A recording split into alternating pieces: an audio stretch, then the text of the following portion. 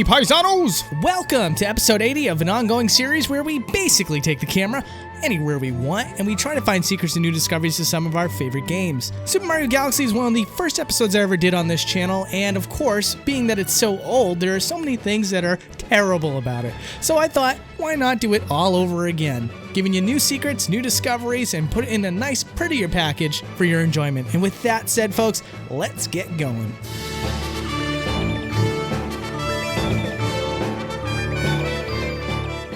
So we gotta dedicate ourselves a large portion of the video to the very beginning of the game. Not because it's convenient in any sort of way, but just because it's heavily scripted. There's a lot of barred off areas, and it houses a unique scene. And that unique scene I'm referring to is Princess Peach's letter before the game starts. You see a picture of her against the moon before cutting away to Mario going to the Mushroom Kingdom. But what if I told you that picture is in fact floating underneath the lake in Mushroom Kingdom? And even more curious than that is a cube that's hanging behind that image, as well as another moon that seems to have no purpose. And I say this with confidence because if you look at the moon from a different angle on the original image, it doesn't lose its image or any of its effects. And just as cool as that, we have Mario hanging out in this scene before the camera cuts away to him walking to the Mushroom Kingdom. Right where you would normally take control of Mario is right where he is standing, despite the fact that when Mario is walking to the gate, that model is no longer there. Instead, we have some low poly toads that are also in a T-pose.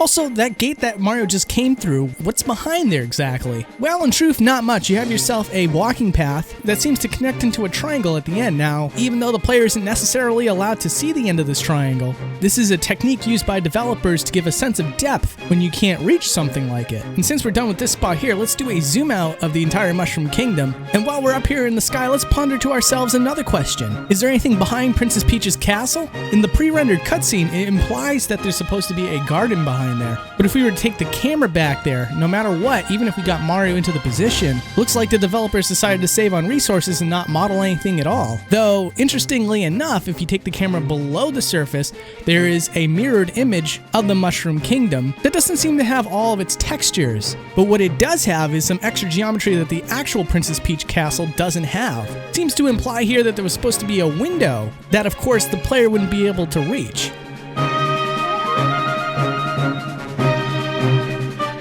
And is there anything else that we can find down here? Well, when Bowser invades the Mushroom Kingdom, he brings his airships along with him, and while the airships above ground seem to be pretty detailed, below ground, they, well, not so much. Now, if we take ourselves back above ground, this is a pretty huge discovery. Now, at no point in Mario Galaxy does the doors open to Princess Peach's castle. But if we were to take the camera inside the castle, you'd see a modeled and textured inner area. This implies that someone or something was supposed to walk out of this. Whether it be Mario himself to explore Princess Peach's castle, or just an NPC that was meant to open the doors and walk out. Either way, making these little walkthroughs is usually a very intended design choice. So what you see here is a relic of an idea that was scrapped. Now how about Princess Peach herself? You can see her way off in the distance, and as you try to get close to Princess Peach, it only triggers a cutscene to move the game along. But if we had the camera zoomed in on Princess Peach, you could see the good old low poly Peach moment. This terrifying little beauty is meant to save on resources by cutting down on the quality of textures as well as the amount of geometry on the character. Oh boy.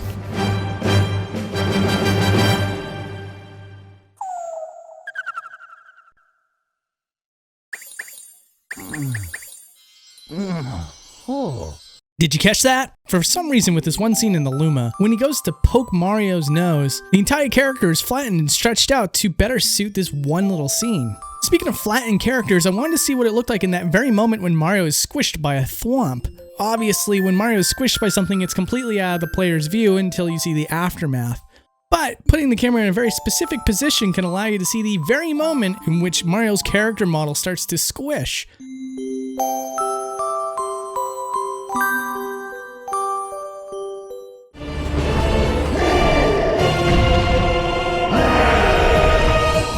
Okay, let's talk about the baddies for a little bit. First of all, with this scene where Bowser comes into frame, I want to know where he comes from exactly. He doesn't just immediately blip into position, and he doesn't start from where you would think he would start. Instead, he seems to spawn right at the edge of the cliff, and then his character model is lifted into the correct position that then shows the descent that you are meant to see. Also, if we were to take the camera inside of Bowser's shell, we can see that the shell is completely detached from the body itself, meaning that if there was a way to remove the shell in some way, you could see all of Bowser's back. Alternatively, in this game in particular, if we were to remove everything but Bowser's shell, you could see that the shell is fully modeled on the front. And we can't forget about little baby Bow Bow Jr., who we can confirm the same exact results for as well. A fully modeled back that the player will never be able to see. And how about those Koopas? Well, when you grab a Koopa shell, there's nothing inside of that shell. It's now just a regular Koopa shell. But when you initially jump on the Koopa and you don't pick it up, you might notice that there's a little tail hanging out of the back end of the shell. Well, taking the camera inside of the shell at this point shows you that the Koopa has all of its limbs and head crammed inside the shell legitimately. The head for some reason seems to shrink down, but the rest of his limbs stay the exact same size. That's why it looks like such a jumbled mess in there. Also, a detail that's very difficult to see on your own, although I suppose it is technically possible to do, is that the Magic Koopa's eyeglasses has a special texture on the inside of the glasses. Now, they don't have eyeballs, of course that's the first thing I wanted to check, but on the opposite side of the glasses that you normally see as the player is a darker blue shaded side to his glasses. Also, Dino Piranha starts off with an eggshell on top of his body, and if we take the camera inside of the eggshell, we can see it's somewhat similar to the Koopa, where the head is shrunken down to fit inside the geometry, and his little leafy limbs are kind of clipped into his body to just make the fit. Now I got two examples of the developers using objects to perform special functions within the game, but not allowing the user to know that they're using objects. The first example of this is the air bubbles in Beach Ball Galaxy. In game, you're going to notice that the bubbles seem to just come out of the ground, but this function is tied to an object. So if we take the camera underneath the ground, we can see the little spouts that are actually pushing out the air. The other one is a little bit more of a popular discovery. This is over in the first area of the game, and you'll notice that you can read Yoshi's door. Well, if you take the camera behind this door, you can see there's a signpost. As signposts are objects in Super Mario Galaxy that are meant to be read, the developers simply just put the signpost outside of the player's view so they didn't have to see that object.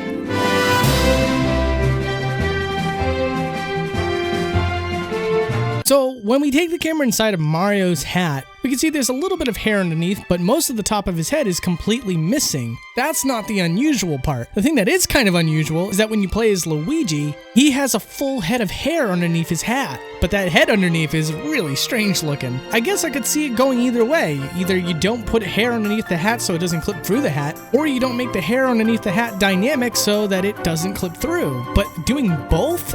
It caught me off guard, I gotta admit.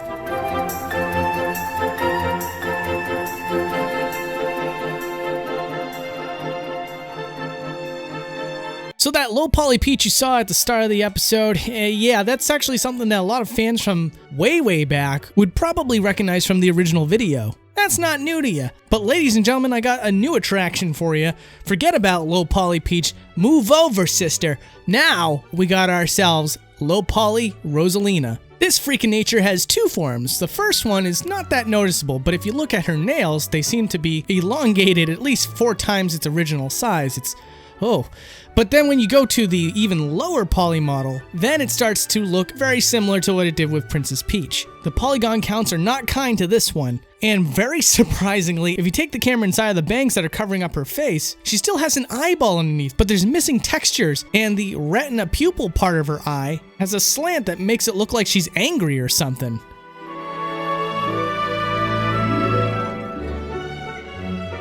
Now this is something I thought was kind of neat.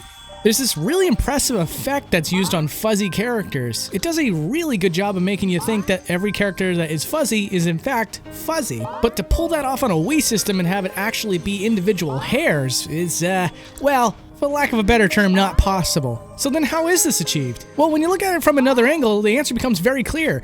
From its side, you can see the same texture, only layered up 5 different times. And as the layers get closer to the body, the more visible they become. And since they're all individual layers, they can move independently of each other, which from far away makes it look like it's fuzzy.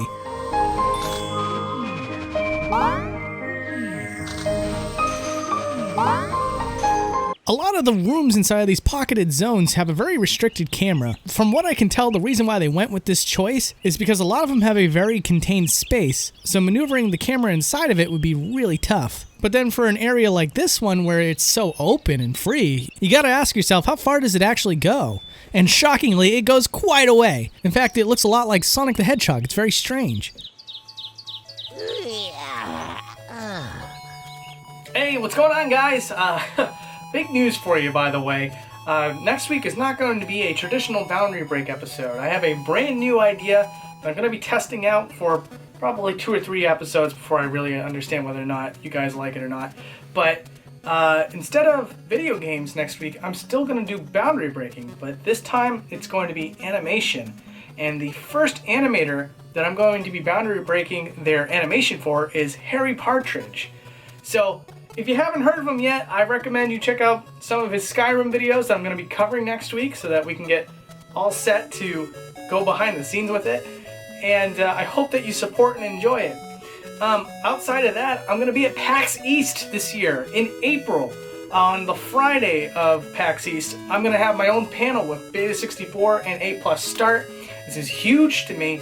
It's going to be my first panel ever. So hopefully it goes well. I don't know how it's going to pan out, but I'm going to let the other 2 guys kind of, run their show a bit just to make sure that I don't embarrass myself. But either way, I think it's going to be a ton of fun, and I hope you guys enjoy it. But hey, you know what? I'm not going to waste any more of your time. I'm going to let you go. If you like Mario Galaxy, I recommend you check out one of the Mario episodes I'm going to be putting on the screen right now. If you miss it on the screen, I'll make sure to have links to it in the video description down below as well. Guys, thank you so much for watching, and I will see you next week. Take care.